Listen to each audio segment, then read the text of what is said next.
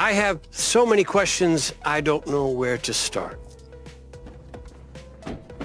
So I'll open with, where are you headed? To the bar on the corner. I'm taking my brother for one last drink. I'm sorry for your loss. As am I, but you can't just be transporting it. There is a body in there. Yes, sir. My brother Kenny. Who knows the next time I'll see him, if ever, if you know what I mean? Yeah, no, actually, I don't know what you're talking about. I'm sorry. Could you open the lid for us, please? Yeah.